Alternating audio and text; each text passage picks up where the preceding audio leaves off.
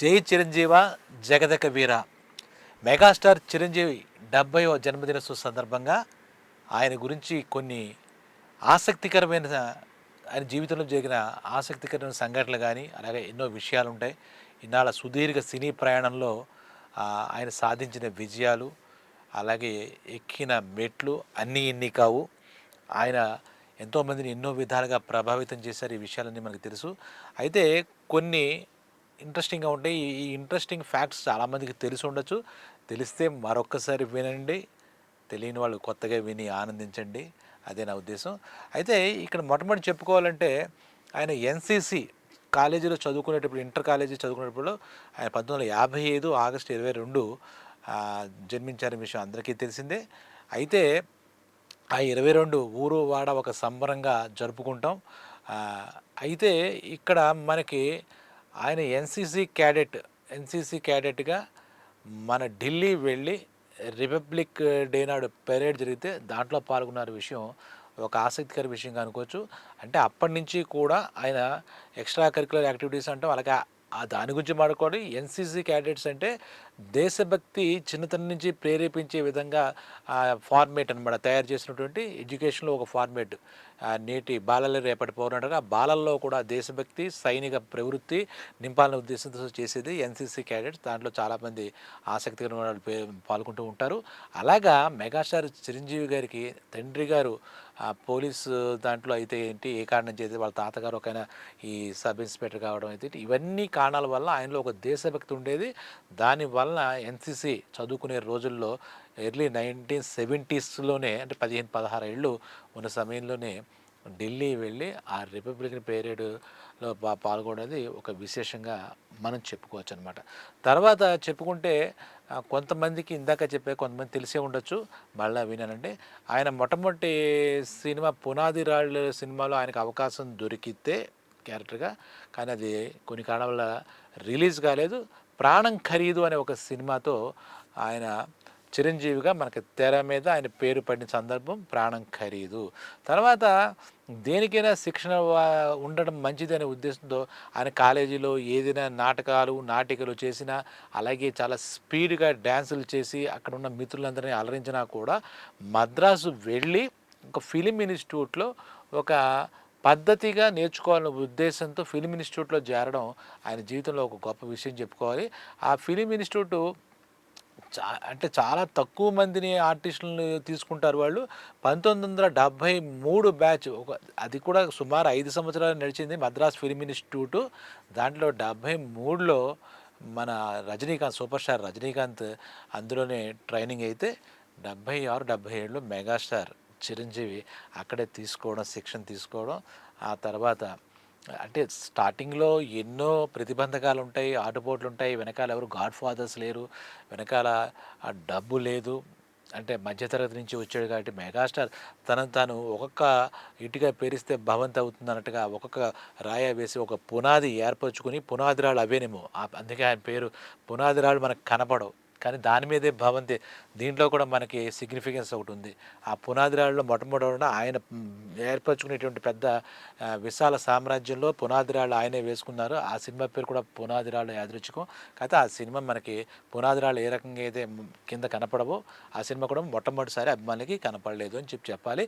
తర్వాత చూస్తే మొట్టమొదటి అవకాశాలు తమిళలో బాలచంద్ర గారు ఇలాంటి పెద్దలంతా కూడా అవకాశాలు, ఇతనిలో ఉన్నటువంటి చురుకుదనాన్ని చూసి ఏదైనా చేయగలనే ఉద్దేశంతో, అంటే ఈయన ఒక మట్టి ముద్ద అనుకుంటే మనం అందులోంచి వినాయకుడి విగ్రహం తయారు చేయొచ్చు, వినాయకుడి బొమ్మ చేయొచ్చు, కృష్ణుడి బొమ్మ చేయొచ్చు. ఇది అలాగే ఈయన పాత్ర, ఏ పాత్ర అంటే ఆ పాత్ర ఇప్పుడు జలస్వభావం అంటారు.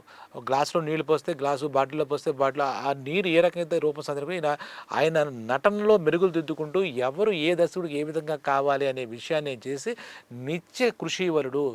ప్రతిదీ అక్కడ మనం సాధించాలంటే మనం ఎంతో కొంత వెనక ఇంకో వ్యక్తి కన్నా మనం ముందు ఉండాలంటే ఇంకో వ్యక్తి కన్నా మనం ఎక్కువ సాధన చేయాలని ఆయన సూత్రాలు ఏర్పరచుకుని చేశారు.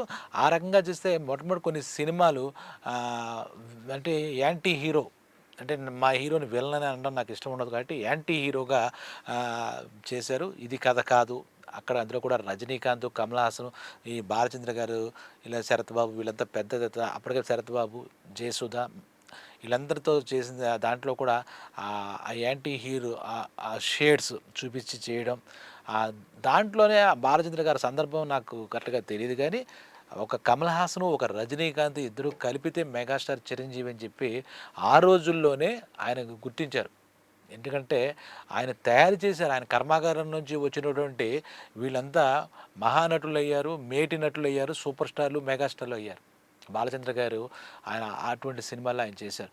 తర్వాత కనుక చూస్తే కనుక రాణి కాచుల రంగమ్మ, మోసగాడు, న్యాయం కావాలి ఇలాంటి సినిమాల్లో కొన్ని సినిమాల్లో ఇందాక చెప్పే కదా యాంటీ హీరో క్యారెక్టర్స్ కూడా ఆయన చేశారు. మొట్టమొదటి నుంచి తన ప్రత్యేకత ఏంటి, తను ఎందుకు ఇక్కడ నిలబడాలి, నిలబడడానికి ఏం చేయాలి, అందరిలాగే అందరిలాగే ఉంటే మనం కూడా మామూలుగా ఉండిపోతాం, ఒక మామూలు నటుడుగా ఉండిపోతాం, మామూలు నటుడు స్థాయి నుంచి మహానటుడు స్థాయిగా ఎలా వెళ్ళాలి, మామూలు స్టార్ నుంచి మెగాస్టార్ దాకా ఎలా వెళ్ళాలి అనేది దానికి ఆయనే ఆయన ప్రాజెక్టుకి ఆయనే డైరెక్టరు, ఆయన ప్రాజెక్టు ఆయన ఎలా ఎదగాలి ఎవరు నేర్పరు, మనం ఎంత ఎత్తుకు వెళ్ళాలి, ఏ స్థాయికి వెళ్ళాలి అనేది లక్ష్యం మనం పెట్టుకోగలం. కానీ ఆ లక్ష్యం వైపు ఎలా ప్రయాణం చేయాలనేది మనంగానే తయారు చేసుకోవాలి. ఆ రూట్ మ్యాప్ అలా తయారు చేసుకుని దానికి అదొకటి, ఇంకోటి ఉంది, ఏదో అదృష్టం కలిసి వస్తే ఏదైనా అవుతుంది ఇవి కాదు, ప్రతిభతో పాటు ప్రతి అవకాశాన్ని సద్వినియోగం చేసుకోవాలి అనే ఆలోచనే అదృష్టం ఒక రకంగా చెప్పాలండి. ఆయన ఏ క్యారెక్టర్ ఇచ్చినా, ఎలాంటిది ఇచ్చినా కూడా చిన్న పెద్ద అనే భేదభావాలు చూడకుండా అవకాశం మనకు వచ్చింది, దాన్ని ప్రూవ్ చేసుకోవాలి. అవకాశాన్ని ప్రూవ్ చేసుకుంటే అదృష్టం తనంతట ఏదో వస్తుంది, విజయం వస్తుంది. ముందు అదృష్టం అనేది మనకు కనపడగానే విజయం కనపడుతుంది, ఆ సక్సెస్ వస్తుంది. అలా ప్రతి అవకాశం ఈ రోజు దాకా కూడా ఆయన అందిపుచ్చుకుని ప్రతి అవకాశం దాని దగ్గరకు వచ్చిన అవకాశాన్ని ఆయన ఎప్పుడూ వదిలిపెట్టలేదు, ఎప్పుడూ దాన్ని రిజెక్ట్ చేయలేదు. అవకాశం వచ్చిందా దానికి 100% న్యాయం చేయాలి, మళ్ళీ పర్సంటేజ్ కూడా లేదు. ఇంకోటి మనం గమనిస్తే కనుక ఆయన జీవితంలో జరిగిన కొన్ని ముఖ్య సంఘటనల గురించి మనం మాట్లాడుకుంటున్నాం, కానీ కొన్ని విలువలు, సినీ పరిశ్రమే కదా, ఎలా ఉంటే పర్లేదు, ఎలా ఈ గ్లామర్ ప్రపంచమే కదా అని అటువంటి ఎప్పుడు వెళ్ళలేదు. ఆయన ఎప్పుడూ ఆయన హద్దులు, ఆయన పెట్టుకున్న హద్దులు, ఆయన పెట్టుకున్న సిద్ధాంతాలని ఎప్పుడు ఆయన పాటించాడు తప్పితే వాటిని అధిగమించలేదు. దానివల్లే ఆయన విజయాలు సాధించారని చెప్పాలి. దాన్ని కొన్ని పెట్టుకున్నారు, కొన్ని రూల్స్, ఇలా కష్టపడాలి, ఇన్ని గంటలు కష్టపడాలి. లేదంటే 78లో ఆయన మొట్టమొదటి సినిమా వస్తే 79లో సుమారు 10 సినిమాలు ఆయనకు రిలీజ్ అయ్యాయి. 80లో 14 సినిమాలు, హైయెస్ట్ సినిమాలు. అంటే వచ్చిన అవకాశం ఇన్ని 30 రోజులు కాల్చాడు, ఓకే 12 నెలలు ఉంటాయి సంవత్సరానికి, 12 30 ప్రతి 12 సినిమాలకి ఇచ్చేద్దాం డేట్లు చేద్దాం, అలాగని ఏదో ఒకటి పట్టుకుని ఏదో ఒకటి చేసేద్దాం అనేది అది లేదు. తను ఇచ్చిన పాత్ర దర్శక రచయితలు ఈయన చూసి ముచ్చటపడి నిర్మాతలు మాకు ఇటువంటి కుర్రాడు ఉండాలి, ఎందుకంటే అప్పటికే చాలా కాంపిటీషన్ ఉన్న సమయంలో కాంపిటీషన్లో గెలుచుకున్న అసలు ముందు రేసులోకి ఎంటర్ అవ్వడం ఒక గొప్ప విశేషం అయితే, అందులో కాకలు తీరిన యోధులు ఎన్టీ రామారావు గారు, ఏఎన్ఆర్ గారు, కృష్ణరాజు గారు, కృష్ణ గారు, స్వామి బాబు ఇలాంటి వాళ్ళ దాంట్లో ఈయన ప్లేస్ ఎంత, ఈయన నెంబర్ ఎంత, ఈయనతో ఎవరు సినిమా తీస్తారన్న టైంలో వాళ్ళతో సమానంగా పోటీపడి వాళ్ళందరితో పాటు తనేంటో కూడా నిరూపించుకుని ఒక మెగాస్టార్గా ఆయన ఎదిగారు. ఒక రకంగా చెప్పాలంటే ఆయన ప్రయాణంలో ప్రతి విషయం కూడా ఒక అద్భుతమైనగానే చెప్పాలి, ఇందులో డౌట్లేదు. ప్రతి సంవత్సరం ఆ తర్వాత కూడా 10 సినిమాలు 10 సినిమాలు 10 మినిమం అలా వరుస పెట్టి చేసుకెళ్ళిపోయారు. రేయింబావులు చేస్తే కానీ, అంటే మాట్లాడితే రోజుకు 2-3 షిఫ్ట్లు చేస్తే కానీ అలా చేయలేవు. ఇంకా మనకి ఏదైనా కానీ శ్రమ పడడమే మనకి హార్డ్ వర్క్. ఇండస్ట్రీ చేయాలి, ఇండస్ట్రీలో నిలబడాలంటే ఇండస్ట్రీ చేయాలి అనేది కసరత్తులు చేసి ఎన్నో కుయుక్తులు, మరి నిజ జీవితంలో ఎన్నో ఉంటాయి, ఎన్నో రాజకీయ వాటిలన్నీ పక్కన పెట్టి, అక్కర్లేని విషయాలన్నీ పక్కన పెట్టేశాడు. ఆయనకు కావాల్సింది ఆయన ఒక స్టార్గా నిలబడ్డం. ఆ స్టార్గా రావడానికి కూడా వెంటనే ఏదో వచ్చేసింది అనడానికి లేదు. ఆయన 78లో వస్తే 83 ఖైదీ సినిమా వచ్చిన తర్వాతే ఆయనకు స్టార్డమ్ వచ్చింది. అంతదాకా కూడా ఒక సామాన్యంగా ఒక వన్ ఆఫ్ ది హీరోగా కానీ, ఒక నార్మల్ హీరో కానీ, అంటే చిన్న సినిమాల కథానాయకుడిగా ఉన్నాడు తప్పితే స్టార్డమ్ అప్పటిదాకా రాలేదు. 5 ఏళ్ళు ఆయన ఇంత కష్టపడుతూ కూడా 5 ఏళ్ళు ఆయన వెయిట్ చేసిన పరిస్థితి. 83లో ఖైదీ, అదే తర్వాత ఛాలెంజ్, ఇలాగ వరుస క్రమంలో ఒక్కొక్కటి రావడంతో ఒక commercial hero as well as fan following ఉన్న హీరోగా ఆయన నిలబడిపోయాడు. తర్వాత ప్రతి సంవత్సరం 175 డేస్ 100 డేసు అలాంటి సినిమాలు ఖచ్చితంగా ఒక 83 ఖైదీ నుంచి తర్వాత అలా పడుతూనే వస్తూ వచ్చాయి ఇప్పటిదాకా మాట్లాడాలంటే. అది గొప్ప విషయం. ప్రతి దాంట్లో కూడా ఆయన ఆయన ప్రత్యేకత ఏంటి నిరూపించుకోవాలంటే పేజీ పేజీ డైలాగులు చెప్తే అందులో ఒక పెద్ద ఇదేం కాదు. అంతకుముందే పెద్ద పెద్ద వాళ్ళంతా చెప్పారు. ఆ డైలాగులు చెప్పడంలో కూడా మనం ఎలా చెప్పగలుగుతాం. కాబట్టి ఫైట్సు, డాన్సులు దానికి స్పీడ్ నేర్పి దానికి వాటిలో స్పీడ్ తీసుకొచ్చి సినిమా స్పీడ్ పెంచాడు. కలెక్షన్స్ స్పీడ్ పెంచాడు. ఆయన చేసిన మామూలు విజయాలు కాదు. నిజంగా తెలుగు సినిమా ఇండస్ట్రీకి ఇతోధికంగా ఆయన ఇచ్చిన సేవలు, ఆయన ఇచ్చినటువంటి స్పీడు, ఆయన ఇచ్చిన సపోర్టు ఇంకోళ్ళు ఇవ్వలేదు. అది ఆయన వచ్చిన తర్వాత. ముందు స్వర్ణయుగం అదంతా ఎన్టీ రామారావు గారు, ఏఎన్ఆర్ గారు వాళ్ళ గురించి మహానుభావులు. వాళ్ళ గురించి ఇప్పుడు కాదు చర్చ.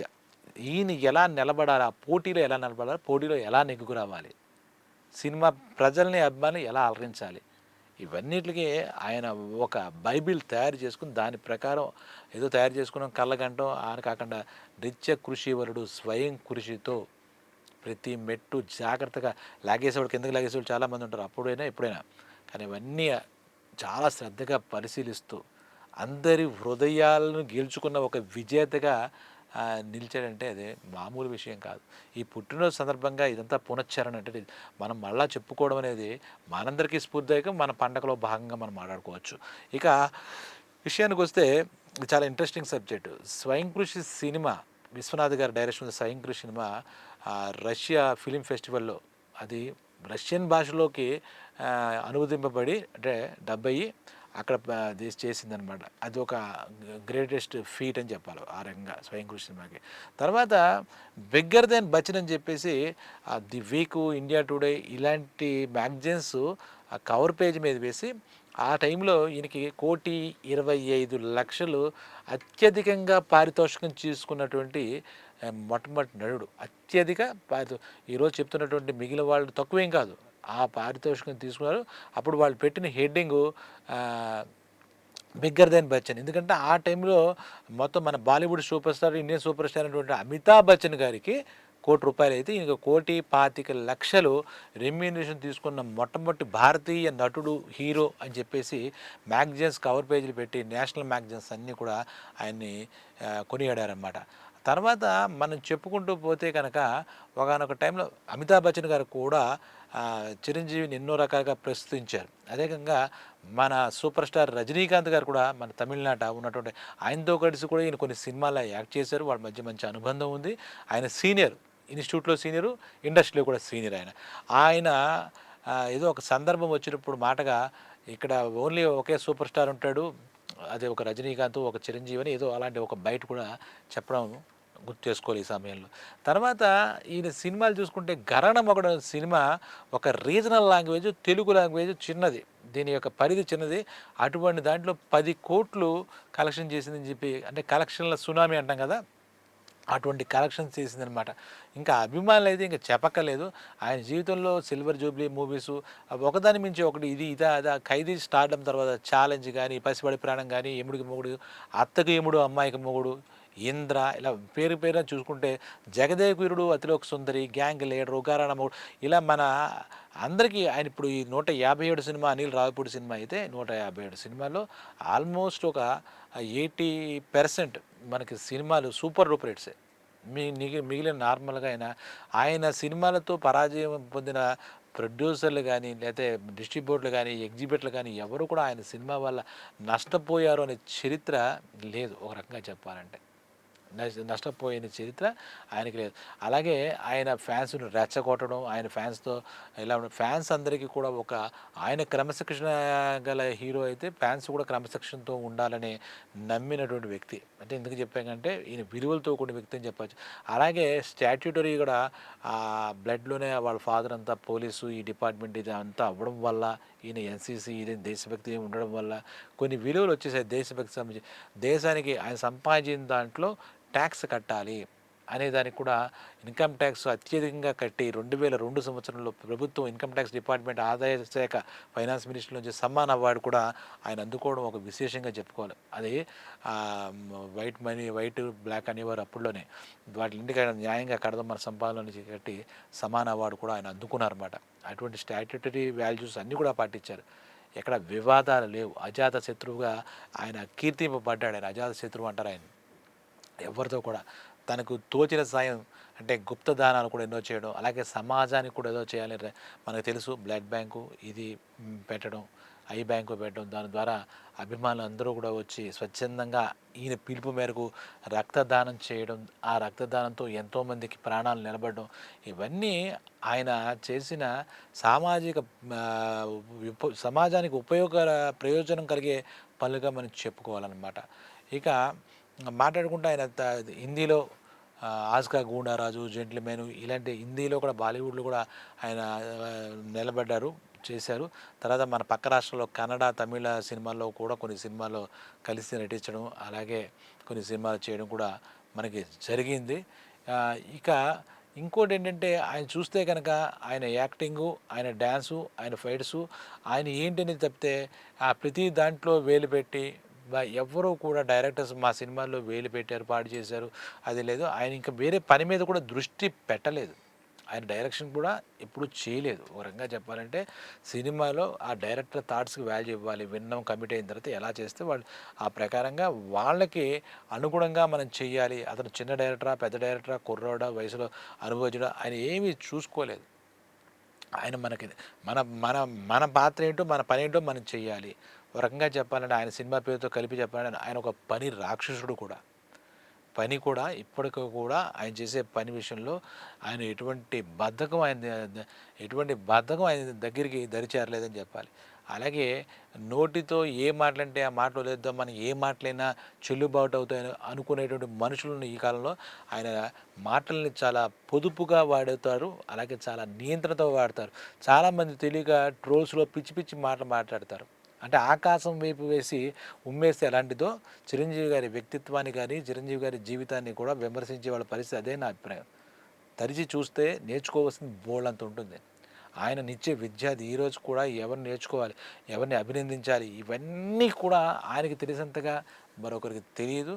ఆయన ఎప్పుడూ తనను తను సరి చేసుకుంటూ ఉండడానికే తను ఎలా చేసుకోవాలి, తను కరెక్ట్ చేసుకోవాలి, ఎక్కడైనా అటు నటనలో కానీ, ఇటు వ్యక్తిత్వంలో కానీ తను ఎప్పుడూ కూడా తను ఏ రకంగా ఉండాలి, ఆయన ఏ రకంగా, ఎందుకంటే ఆ ఒక విషయం ఆయనకి తెలుసు.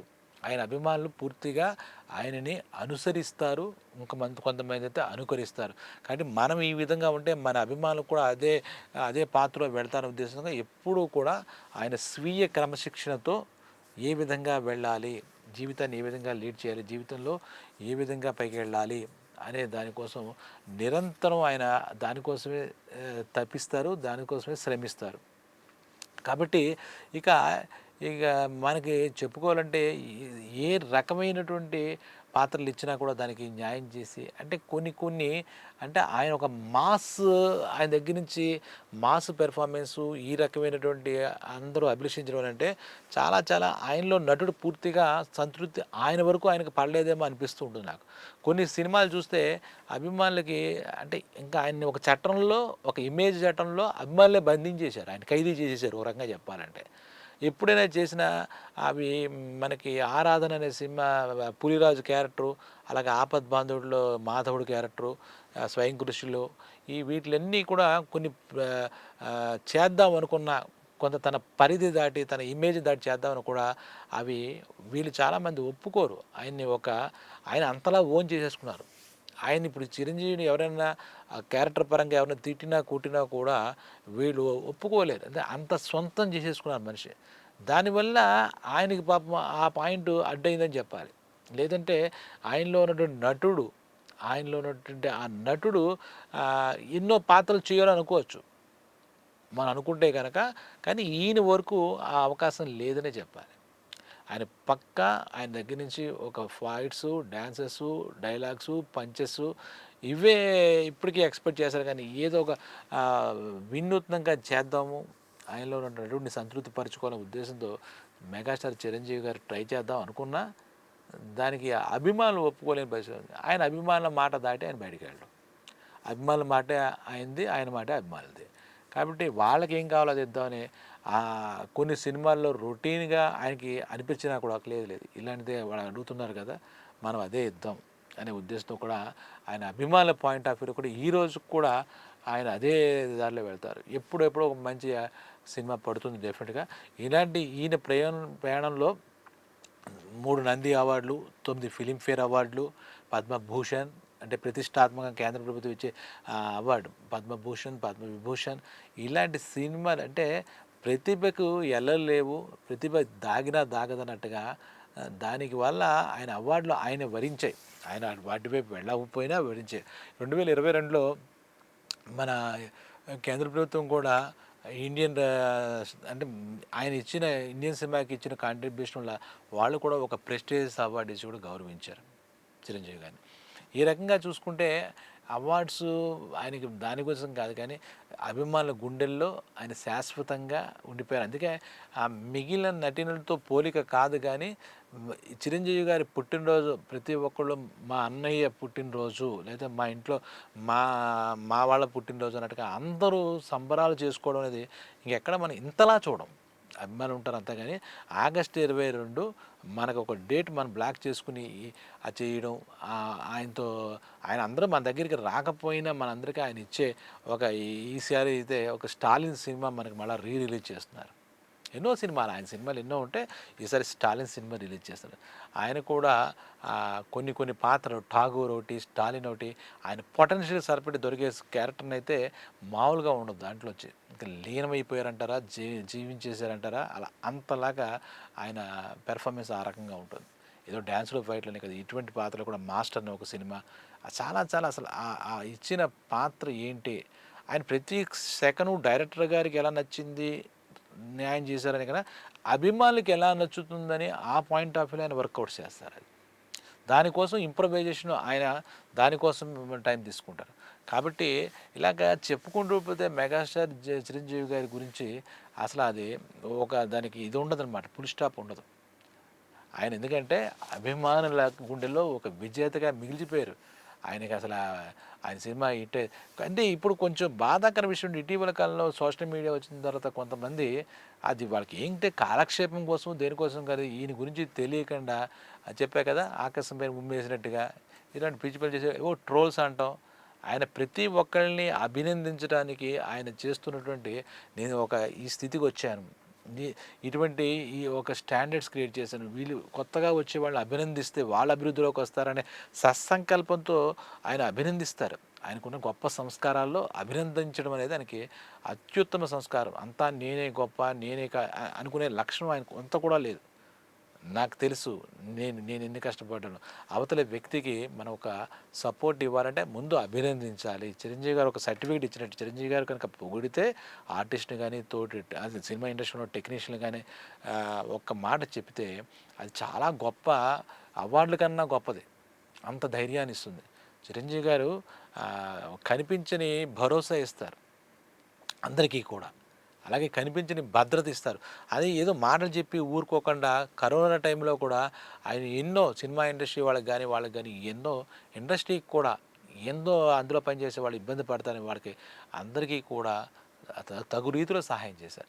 ఎప్పుడు వచ్చినా అక్కడ ఇండస్ట్రీలో ఏదైనా సమస్యలు వస్తే కార్మికుల మధ్య కానీ నిర్మాతలు ఆయన ముందుండి ఆయనకి చేతనంతగా సర్దుకుపోమని చెప్పడానికే ఆయన ఇష్టపడతారు.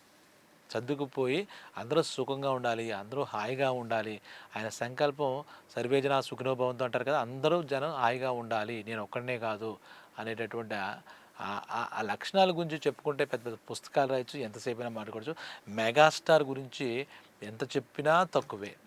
దానికి అది ఒక ప్రవాహం అంతే, ఒక నిత్య ప్రవాహం. ఆ ప్రవాహం అలా వెళుతూనే ఉంటుంది. గంగా ప్రవాహంలో ఏది వదిలితే అది వెళుతుంది అన్నట్టుగా ఆయన ఒక గంగా ప్రవాహం లాంటి వ్యక్తి. ఆయన ఇంకా మాట్లాడితే ప్రకృతితో సమానమైన వ్యక్తి. ప్రకృతికి ఏంటంటే ఇవ్వడే తప్పితే తీసుకోవడం రాదంటారు కదా, అలాగే ప్రకృతితో సమానమైనటువంటి వ్యక్తి. అటువంటి మన మెగాస్టార్ చిరంజీవి గారి పుట్టినరోజు వేడుకలు మనం ఘనంగా జరుపుకుందాం. అలాగే ఆయనకి శుభాశీస్సులు తెలియజేసుకుందాం. ఎప్పుడు నిండు నూరేళ్ళు ఆయన మనకి ఇటువంటి వినోదాన్ని, అన్ని రకాలుగా విజ్ఞానాన్ని, మొత్తం సంస్కారాన్ని మనకు కూడా నేర్పాలని కోరుకుందాం. ధన్యవాదాలు.